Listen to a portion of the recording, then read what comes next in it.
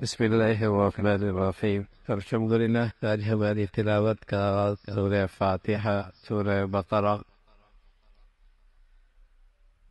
سورہ فاتحہ مختصر سی قرآن مجید کی صورت ہے جو قرآن کی سب سے ابتدائی صورت کہلاتی ہے۔ سورہ فاتحہ مختصر سی ہے لیکن سارے قرآن کا مضامین اس میں سموئے ہوئے ہیں۔ اسے قرآن کی اساس بھی کہتے ہیں، اسے ام القرآن بھی کہتے ہیں۔ اختصار کے ساتھ سارے قرآن کی تفسیر اس صورت میں موجود ہے۔ اللہ کی وحدانیت، رسول اللہ کی رسالت، قیامت کا تذکرہ، کامیاب لوگوں کا تذکرہ، نہ ماننے والوں کی زندگی کا تذکرہ۔ یہی 5 چیزیں قرآن میں مختلف جگہ پر موجود ہیں اور سورہ فاتحہ میں یہ ساری چیزیں موجود ہیں۔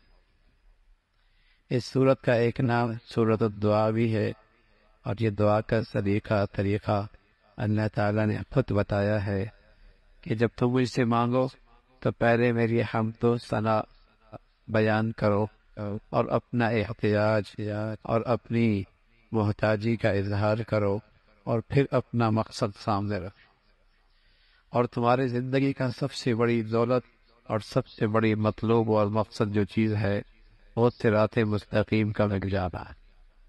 صراط مستقیم کا مل جانا ہے۔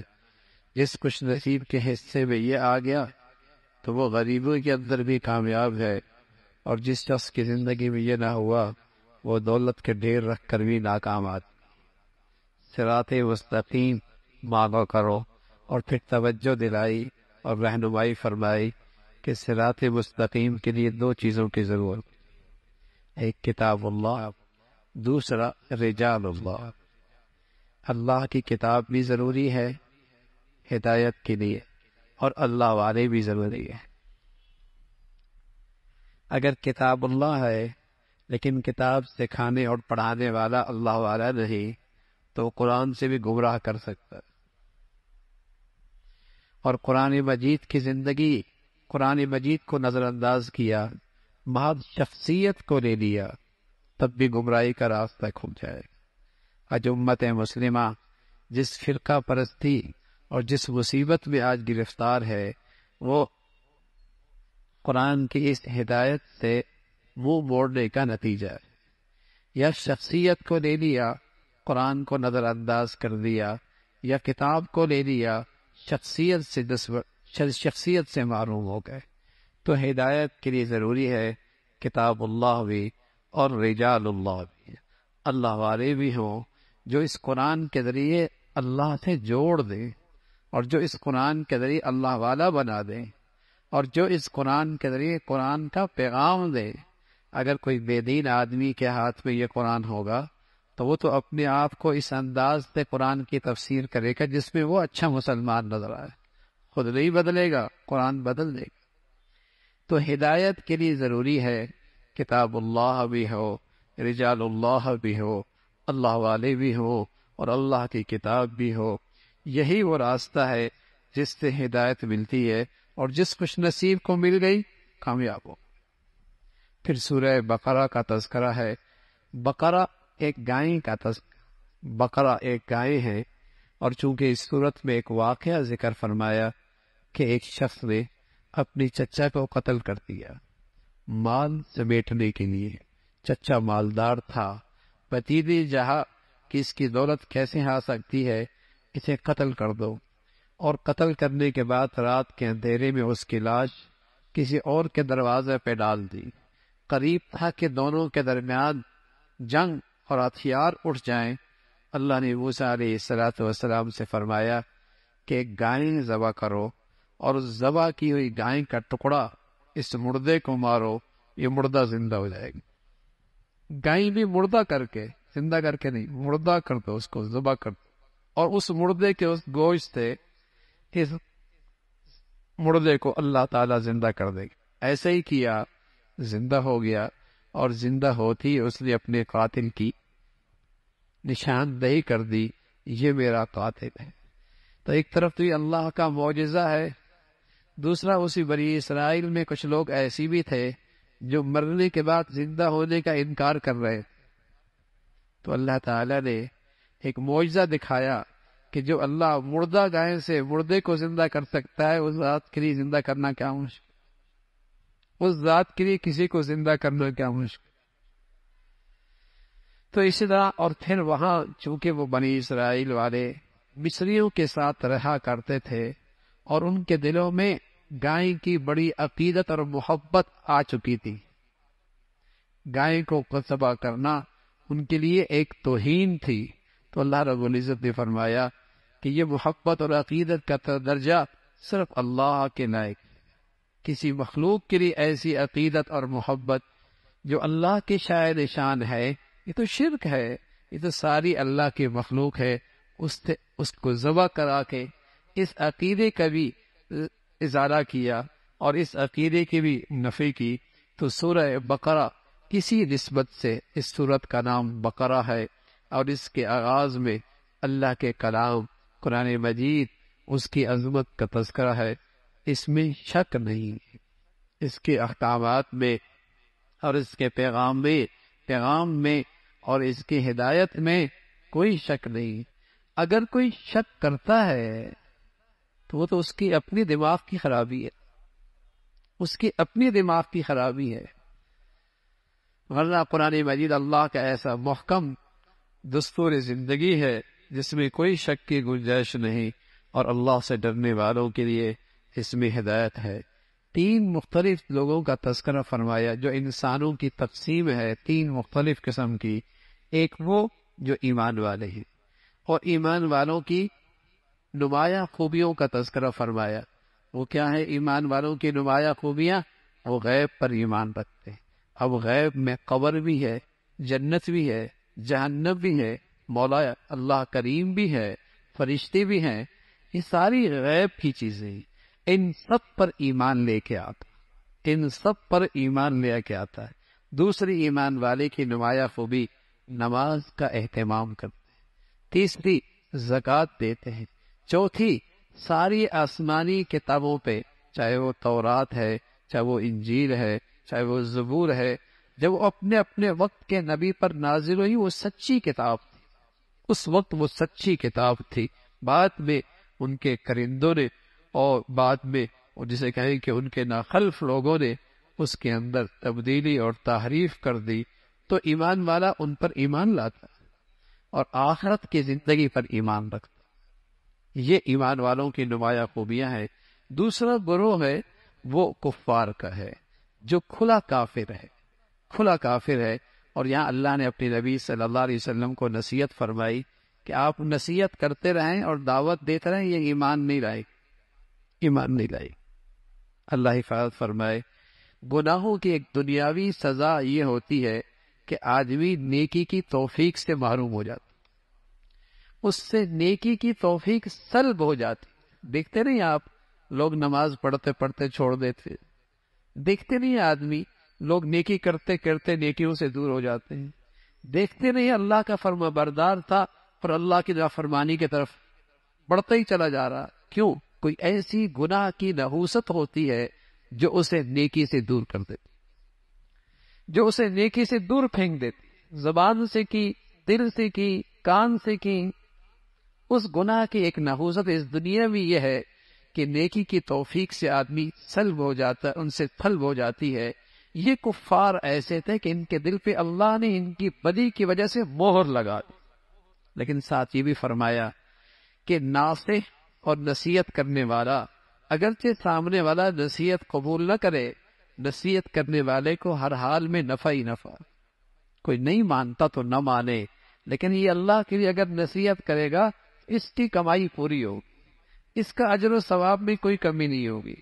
ٹھیک ہے جسے نصیحت کر رہا ہے اس نے کوئی نہیں ماننا، لیکن ناصح کی کمائی میں کوئی فرق نہیں آئے گا، اس کے اجر و ثواب میں کوئی فرق نہیں آئے گا۔ اور تیسرا گروہ منافقین کا ہے، اور ان کی نمایاں خوبی، ان کی نمایاں عادات کا تذکرہ فرمایا کہ وہ دوغلا پن اختیار کرتے ہیں، وہ ظاہر کے کچھ اور ہوتے ہیں، باطن کے کچھ اور ہوتے ہیں۔ ان کے 2 رخ ہوتے ہیں، کہیں بیٹھ کر کچھ بات کرتے ہیں اور کہیں جا کر کچھ بات کرتے ہیں۔ ان منافقین کی ایک نمایاں خوبی ہے، وہ بڑے جھوٹے ہوتے ہیں، وہ بڑے جھوٹے ہوتے ہیں، اور ان کی یہ نمایاں خوبی ہے کہ وہ دین کا اور اہل دین کا مذاق اڑاتے ہیں۔ اور ان منافقین کی ایک نشانی یہ بھی ہے کہ وہ اپنے آپ کو بہت ہی عقل مند سمجھتے ہیں، حالانکہ قرآن کہتا ہے بڑے ہی احمق ہوتے ہیں۔ اپنے خیال میں وہ اپنے آپ کو بہت ہی عقل مند سمجھتے ہیں، اور جو دین والے ہوتے ہیں، اور خاص طور پہ دین والے وہ جو غریب ہو اور دنیاوی لحاظ سے ان کی کوئی حیثیت نہ ہو، انہیں وہ بہت معمولی اور حقارت کی نظر سے دیکھتے ہیں۔ یہ منافقین کی نمایاں خوبی ہے، اس کا تذکرہ فرمایا کہ یہ دین کا یوں مذاق اڑاتے ہیں اور اہل دین کا یہ مذاق اڑاتے ہیں، اور یہ جھوٹے ہوتے ہیں، اور دوغلا پن ان کا مزاج ہوتا ہے، اور یہ دو رخ والے ہوتے ہیں، کہیں کچھ کہتے ہیں کہیں کچھ کہتے ہیں، اور یہ تکبر میں مبتلا ہوتے ہیں۔ اپنے بارے میں ان کا خیال ہے کہ ہم ہی سب سے بالا تر ہیں اور ہم ہی سب سے زیادہ عقل مند ہیں، اور خصوصاً جب غریب دیندار ہو تو ان کو بڑی حقارت کی نظر سے دیکھتے ہیں۔ اس کا تذکرہ فرمایا۔ پھر اللہ رب العزت کی توحید کا تذکرہ ہے، اور اللہ کی وحدانیت اور بڑائی کا تذکرہ ہے، اور بہت سادگی کے ساتھ اللہ کی توحید سمجھائی گئی۔ زمین و آسمان میں اللہ کے قدرت کی ایسی نشانیاں ہیں، ذرا سی بھی عقل ہو تو اللہ کی وحدانیت سمجھ میں آ جائے۔ اور پھر اللہ کے نبی پر آنے والا غیر معمولی معجزہ قرآن کا تذکرہ ہے، اور فرمایا یہ اللہ کی طرف سے بھیجا ہوا کلام ہے، اور ساری دنیا اکٹھی ہو جائے اس جیسا کلام کوئی نہیں بنا سکتا۔ اور پھر اس کا تذکرہ کہ اللہ نے آسمان سے حضرت آدم کو بھیجا اور اسے مسجود ملائکہ بنایا، اور آدم کو اور اس کی اولاد کی ذمہ داری یہ ڈالی کہ وہ زمین پر اللہ کی خلافت کا کام کرے، اللہ کا دین دنیا میں زندہ کرے۔ یہ اس آدم اور آدم کی اولاد کی ذمہ داری تھی، اور یہی اس کی مرتبہ اور شان کی وجہ تھی کہ مسجود ملائکہ بنایا، کہ فرشتوں نے انہیں سجدہ کیا، اور وہ سجدہ تعظیمی تھا۔ لیکن اللہ کے نبی کی شریعت میں سجدہ تعظیمی بھی ممنوع ہے۔ سجدہ عبادت کا ہمیشہ سے حرام ہے، عبادت کا سجدہ صرف اللہ کے لیے۔ تعظیمی سجدہ جو ہماری شریعت میں السلام علیکم ہے، پہلی شریعتوں میں اس کے بدلے میں تعظیمی سجدہ کیا جاتا تھا۔ فرمایا اس امت میں وہ تعظیمی سجدہ بھی حرام ہے، عبادت کا سجدہ بھی حرام اور تعظیم کا سجدہ بھی اس امت میں حرام ہے۔ وہ تو ملائکہ نے حضرت آدم علیہ السلام کو وہ سجدہ تعظیمی بجا لایا، اور شیطان نے اللہ کے حکم کا انکار کیا، وہ راندہ درگاہ، اس نے سجدہ نہیں کیا۔ سوچنے کی بات ہے، سوچنے کی بات ہے، شیطان نے سجدہ نہیں کیا تو کافر کہلایا، ہمیشہ کا جہنمی کہلایا۔ اور آج کتنے مسلمان دن میں بھر میں کتنے سجدے نہیں کرتے، نہ فجر پڑھتے ہیں، نہ ظہر پڑھتے ہیں، نہ عصر پڑھتے ہیں، مغرب پڑھتے ہیں، نہ عشاء پڑھتے ہیں۔ اس نے ایک سجدے کا انکار، راندہ درگاہ جہنمی۔ اور آج کتنے مسلمان ہیں۔ تو میرے عزیزو، ایک عملاً اللہ کے حکم کا انکار کرنا لیکن اندر سے شرمندہ ہونا، یہ کافر نہیں ہوتا۔ اندر سے شرمندہ ہے، غلط ہوا، یہ تو مانتا ہے کہ سجدہ کرنا چاہیے تھا لیکن میں نے نہیں کیا۔ شیطان میں اور آج کے مسلمان میں یہی فرق ہے۔ شیطان وہ ہوتا ہے جو غلط کرتا ہے لیکن اس غلط کو صحیح سمجھتا ہے۔ ایک تو آدمی سود نہیں لیتا، ایک آدمی سود لیتا ہے لیکن شرمندہ ہے کہ نہیں لینا چاہیے تھا، اور دوسرا کیا کہتا ہے سود لینا ہی ٹھیک ہے۔ دونوں میں بڑا فرق ہے۔ ایک ہے عملاً کسی حکم کو نہ ماننا، نماز چھوڑ دی، فجر چھوڑ گئی، ظہر چھوڑ گئی، لیکن شرمندہ ہے کہ چھوڑنا نہیں چاہیے تھا۔ اور ایک یہ ہے کہ چھوڑنا ہی صحیح تھا، یہ شیطانیت ہے۔ آج بدقسمتی سے اس امت میں یہ شیطانیت بھی آتی جا رہی ہے کہ غلط بھی کر رہے ہیں اور اسے صحیح بھی کر رہے ہیں۔ اللہ کے کتنے احکامات ہیں جو مسلمان عمل میں نہیں ہے مسلمان کی زندگی میں، لیکن صرف عمل میں نہیں بلکہ یہ کہہ رہا ہے یہی صحیح راستہ ہے، یہی روشن خیالی کا تقاضا ہے، یہی زمانے کا تقاضا ہے، یہی وقت کا تقاضا ہے۔ یعنی اللہ کا حکم نہیں عمل کر رہا لیکن ساتھ ساتھ سمجھ رہا میں ٹھیک کر رہا ہوں.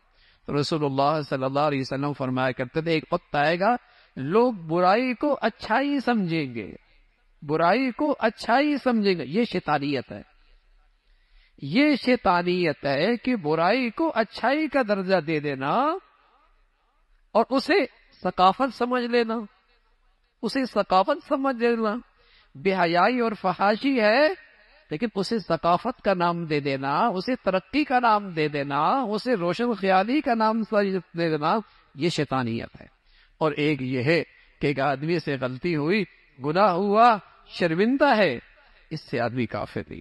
تو شیطانیت یہ ہے کہ شیطان نے سجدہ نہیں کیا لیکن وہ کہنا میں نے ٹھیک کیا ہے، میرے پاس لوجک ہے، میرے پاس اس کی لوجک ہے اور میرے پاس اس کی دلیل ہے، اس لیے کہ آدم مٹی سے بنا ہے، میں آگ سے بنا ہوں، اوپر والا نیچے والے کو کیسے سجدہ کر. وہ یہ بھول ہی گیا کہ تیرا خالق کون ہے اور تیرا مالک کون ہے اور تجھے عقل کس نے دی ہے اور تجھے سمجھ کس نے دی ہے. اس ذات کا فیصلہ ہے کہ تو نے اسے سجدہ کر. تو وہ راندہ درگاہ ہوا. پھر بنی اسرائیل کا تذکرہ فرمایا جو امت محمدیہ سے پہلے ایک عظیم و شان امت تھی جس پر اللہ نے ان گنت احسانات فرمائے، بے شمار. اللہ رب العزت نے ان پر اپنا خاص کرم فرمایا کہ ان کا دشمن فرعون ان کے سامنے ہلاک ہوا اور ان کے لاؤ لشکر کے ساتھ وہ پوری کی پوری قوم برباد ہوئی. اور اللہ رب العزت نے اس بنی اسرائیل کو اس سے آزادی دی، نجات دلائی، اور پھر پتھروں کے اندر سے ان کے لیے چشمے جاری ہو گئے، آسمان پر بادل ان کے لیے سایہ بن گئے، آسمان سے ان کے لیے پکے پکائے کھانے اترے، اور ان کی خواہشات اور چاہتیں اللہ رب العزت نے کئی بار پوری فرمائی، اور ان کو اللہ رب العزت نے دیگر اقوام پر عزت بخشی. لیکن نتیجہ کیا نکلا؟ بڑی احسان فراموش، بڑی ناشکری تھی، بڑی ہی احسان فراموش. تو احسان فراموشی یہ آدمی کو اللہ کی نظروں سے گرا دیتی. ناشکری اس سے ساری عزت اور ساری نعمتیں چھن جایا کرتی، رسوائی ذلت مقدر ہو جاتی ہیں. جب قومیں ناشکری کا ارتکاب کرتی ہے تو عزت سے انہیں اتار کر ذلت اور پستی میں ڈال دیا جاتا. تو یہ بنی اسرائیل کا حال ہوا اور یہ اس کا حشر ہوا. اس کا تذکرہ فرمایا بظاہر بعض چیزوں کو یہ مانتے تھے جو آسمان سے احکامات آئے تھے لیکن بعضوں کا انکار کرتے تھے. اللہ رب العزت نے ان کی مذمت فرمائی بعضوں پر ایمان لاتے ہو اور بعضوں کا انکار کرتے ہو. آج مسلمان بھی عبادت کا دین تو کچھ کر لے گا لیکن معاملات کا دین اس کے لیے بڑا مشکل. آج مسلمان بھی دو رنگ کا ہے کہ عبادت کا دین تو کچھ اپنا لے گا لیکن معاشرت کا دین اس سے دستبردار ہے. عبادت کے کچھ احکامات تو عمل کر لے گا لیکن معاملات کے احکامات سے دستبردار ہے. تو وَفَتُؤْمِنُونَ بِبَعْضٍ یہ بیماری پہلی قوموں کے اندر بھی تھی. بعض آسمانی احکامات پہ عمل کرتے تھے اور بعضوں کا انکار کرتے تھے. اس کی مذمت فرمائی اور پھر ان کا تذکرہ فرمایا. مسلمانوں کو تنبیہ اور خبردار کیا کہ دیکھو یہ اہل کتاب اور یہ کفار ان کی دلی چاہت ہے کہ تم اپنے دین سے دستبردار ہو جاؤ. ان کی دلی خواہش ہے کہ تمہیں یہ اللہ سے دور کر دے اور گمراہ کر دے. یہ ان کی دلی چاہت اور خواہش ہے اور یہ انہیں اپنے اوپر ناز بھی ہے کہ ہم چونکہ یہودی ہیں اور ہم چونکہ نصرانی ہیں جنت میں ہمیں نہیں جانا ہے. اللہ رب العزت نے فرمایا جنت کسی نسلی مسلمان کے لیے نہیں ہے اور نہیں کسی یہودی اور نصرانی کے لیے. جنت تو اس کے لیے جو ایمان لائے کے آیا اور ایمان کی زندگی اختیار کی. محض مسلمانوں کے گھر میں پیدا ہونے والا نسلی مسلمان جنت اس کے لیے بھی نہیں ہے، نہ یہودی کے لیے نہ نصرانی کے لیے. جنت تو ایمان کے ساتھ ہے اور ایمان کی زندگی کے ساتھ ہے. ایمان کے ساتھ ہے اور ایمان کی زندگی کے ساتھ ہے. اس کا تذکرہ فرمایا. اور پھر یہود و نصارہ یہ آپس میں ایک دوسرے پہ الزامات لگایا کرتے تھے اور ان کے اندر ناجائز جادو کا بڑا رواج تھا. ایسا جادو سیکھا کرتے تھے جس سے میاں بیوی کے درمیان تفریق پیدا کرنا اور ان کے گھروں کو اجاڑنا اور جدا کر دینا، اس کی مذمت فرمائی ہے۔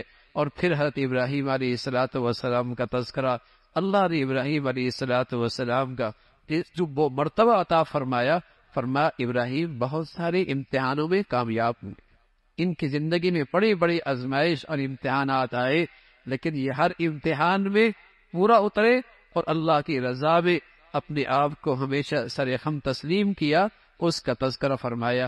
پھر ابراہیم علیہ الصلوۃ والسلام اور ان کے بیٹے اسماعیل نے بیت اللہ کی تعمیر فرمائی، اور اتنے عظیم الشان کام کرنے کے بعد بارگاہ خداوندی کے سامنے ہاتھ پھیلا کر کہتے ہیں اے اللہ قبول بھی فرما لے۔ اچھے اور نیک آدمی کی یہی شان ہوتی ہے، بڑے سے بڑی نیکی کرتا ہے لیکن اپنے خیال میں اسے بڑی نہیں سمجھتا، اللہ سے کہتا ہے اب قبول کر لے تو مولا تیری مہربانی ہو، اب تو قبول فرما لے تو تیری مہربانی ہوگی۔ یہی نیک آدمی کی علامت ہے، اور یہی کسی نیکی کی قبولیت کی نشانی ہے۔ ابراہیم علیہ الصلوۃ والسلام کی دعا ہے جو انہوں نے کی، اور پھر اللہ نے محمد رسول اللہ کی شکل میں وہ دعا قبول فرمائی، اور امت مسلمہ کی شکل میں آپ کی دعا کا نتیجہ نکلا، اور آپ علیہ الصلوۃ والسلام کی رسالت اور آپ کا دنیا میں آنے کے خاص مقاصد، قرآن کے الفاظ سکھانا، قرآن کا علم عطا کرنا، اور دلوں کو گناہوں کی گندگی سے، شرک سے، نفاق سے، گندگیوں سے پاک کرنا، یہ آپ کی دنیا میں رسالت کے خاص مقاصد تھے۔ اس لیے وہ بڑے نادان ہیں جو یہ کہتے ہیں صرف قرآن کے الفاظ پڑھنے پڑھانے سے کیا فائدہ۔ وہ بڑے نادان ہیں جو یہ سمجھتے ہیں کہ صرف قرآن کے الفاظ پڑھنے پڑھانے سے کیا فائدہ۔ نبی علیہ الصلوۃ والسلام دنیا میں صرف الفاظ پڑھانے کے لیے بھی آئے تھے، اس لیے کہ قرآن کے الفاظ ایک نور ہے جو اللہ کے اندر سے نکلا، جس کی زبان پہ آیا گویا کہ اس کی زبان پہ اللہ کا نور آیا۔ اللہ نے بغیر سمجھے بھی اس کے اندر نور رکھا ہے اور اس کا اجر و ثواب رکھا ہے۔ ہاں، سمجھنا اور سیکھنا کسی نیک اور اللہ والے سے یہ بڑی سعادت کی بات ہے، لیکن ساتھ ساتھ اخلاق کی تربیت بھی ہو، ساتھ ساتھ اخلاق کی تربیت بھی ہو، یہ بھی اللہ کے نبی صلی اللہ علیہ وسلم کے مقاصد نبوت میں سے تھے۔ اور پھر فرمایا ایک ماں باپ اپنی اولاد کو سب سے بڑی جو دولت دے سکتے ہیں وہ دین اور دین کی تربیت ہے۔ ایک ماں باپ جو اپنی اولاد کو سب سے بڑی دولت دے سکتے ہیں وہ دین اور دین کی تربیت اور اخلاق کی تربیت ہے۔ یہ کسی اولاد کو مل گئی تو باپ کی طرف سے بڑا تحفہ اور بڑی دولت مل گئی، اور کسی کی اولاد کو یہ دولت مل گئی تو اس ماں باپ کی خوش نصیبی کہ اللہ نے اس کی اولاد کے لیے اس دولت کو مقدر فرمایا۔ یہ بڑی دولت ہے، اسی کا تذکرہ کہ پیغمبر بھی اپنی اولاد کے لیے دین کی اور اخلاق کی تعلیم اور تربیت کی فکر کیا کرتے تھے۔ دنیا سے جا رہے ہیں، انہیں اپنی اولاد کی فکر کیا ہے کہ میرے مرنے کے بعد کئی دن دین سے دور تو نہیں ہو جاؤ گے۔ دنیا سے جاتے جاتے بھی انہیں اپنی اولاد کی یہی فکر کھائی جا رہی، حالانکہ پیغمبر کا گھر ہے، اور پیغمبر بھی ایسا جس کے والد بھی نبی، جس کے دادا بھی نبی، جس کے چچا بھی نبی، بتائیے کتنا پاکیزہ خاندان ہوگا، لیکن پھر بھی اسے فکر ستا رہی ہے کہ دین پہ زندگی گزارنا۔ اور اب تو میرے بچے اور بچیاں ایسے ماحولوں میں جاتے ہیں جہاں ان بیچاروں کو کلمہ بھی کوئی نہیں آتا، جہاں ان کو قرآن کے الفاظ بھی کوئی نہیں آتے، جہاں انہیں اللہ اور اللہ کے رسول کا کہیں نام بھی نہیں سنائی دیتا، بلکہ انہیں دین اسلام سے بیزار کیا جاتا ہے۔ لیکن بدقسمتی ہے آج کا مسلمان اس بے دینی کے ماحول میں بھی اپنے اولاد کے معاملے میں فکر مند نظر نہیں آتا، فکر مند نظر نہیں آتا۔ تو دور اندیشی اور عقل مندی یہ ہے کہ اپنی اولاد کی دین اور اخلاق کی تربیت ہمیشہ نصیب ہو۔ پھر فرمایا اللہ کے دین کا ایک رنگ ہے، اگر یہ آ جائے تو وہ رنگ اس کی زندگی میں نظر آتا ہے، پھر قبلہ کا تقبیل قبلہ کا تذکرہ فرمایا۔ مسلمانوں کا پہلے قبلہ بیت المقدس تھا، پھر حضور علیہ الصلوۃ والسلام کی دلی چاہت تھی کہ ابراہیم علیہ الصلوۃ والسلام کا جو قبلہ بیت اللہ ہے وہ میرا بھی اور میری امت کا ہو۔ اللہ رب العزت نے وہ چاہت اور وہ خواہش آپ کی پوری فرمائی، بیت اللہ آپ کا قبلہ ہوا۔ اس پر یہودیوں نے بڑا پروپیگنڈا کیا کہ پہلے کی نمازیں ٹھیک ہے یا اب کی نمازیں ٹھیک ہے، تو اللہ رب العزت نے فرمایا پہلے بھی اللہ کے حکم کی تعمیل ہو رہی تھی، اب بھی اللہ کے حکم کی تعمیل ہو رہی ہے۔ اصل چیز تو اللہ کا حکم پورا اصل چیز تو اللہ کا حکم پر پورا کرنا ہے۔ اور مسلمانوں کو تلقین فرمائی کہ مذہبی بحث مباحثہ جو فضول ہو، ہاں، اس سے پرہیز کی جائے۔ ایسی مذہبی بحث مباحثہ جس کا کوئی مقصد فضولیات، اس سے ہمیشہ پرہیز رکھی جائے، اس کا تذکرہ اور ایمان والوں کو تلقین فرمائی کہ نماز سے اور صبر سے اللہ کا قرب حاصل کرو، اللہ کی مدد حاصل کرو، تمہیں مشکلات کے اندر بھی آسانی ہوگی، اور کوئی مصیبت آئے تو انا للہ و انا الیہ راجعون، اس کے مفہوم کو سمجھ کے اگر کہو گے تو تمہیں دل میں سکون ملے گا، تمہیں ایک اطمینان نصیب ہوگا۔ اس کا تذکرہ پھر اللہ کی بڑائی اور اللہ کی بڑائی کا تذکرہ اور اس کے قدرت کے مختلف مظاہر کا تذکرہ ہے۔